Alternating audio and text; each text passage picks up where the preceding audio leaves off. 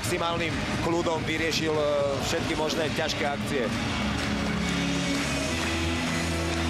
Tu je sumár všetkých gólov. Kašparová prihrávka, Nedorost 1-0.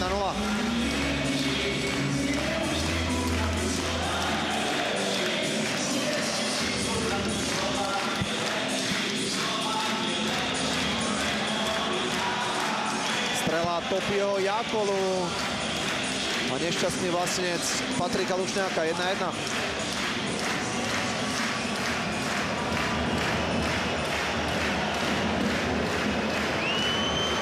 Hostia dokázali dvakrát na tesné jednogólové vedenie odpovedať, vyrovnať. Roch Tyčar 2-1. Ale dnes sa hralo podľa domáceho scenáru, pretože ako náhle Jokerit vsietil gól, tak Slovan krátko na to nečakal na žiadny tlak z pohľadu hostí, ale hneď v zápätí za pár minút dal vždy vedúci gól. Je to tak, toto bola tá Tyčarová odpoveď naozaj krátko potom, ako Jakola vyrovnal a potom v úvode tretej tretiny, ktorú lepšie zvládli hostia, boli lepší prvých 5 minút a dotiahli to k vyrovnaniu. Opäť obranca Tot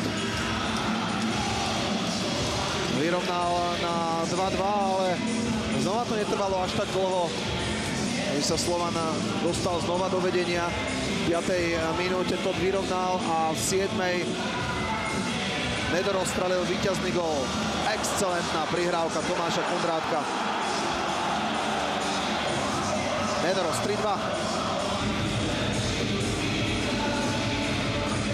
Ďalším kľúčom k tomu, aby Slovan dnes zaknihoval 3 body, bolo ubránenie 4-minútovej presilovky Jokeritu Helsinki pri treste Tomáša Surového. A nielen to 4-minútové tú 4-minútovú presilovku v závere, ale vôbec všetky presilovky Jokeritu, a bola o tom viackrát reč, že Jokerit má veľa presilové hry. Tu sa po Kašparovej strele celý štadión tešil, ale toto ešte gól nebol, ale Kašpar si na to počkal pri záverečnej hre bez brankára. Lukáš Kašpar 4-2.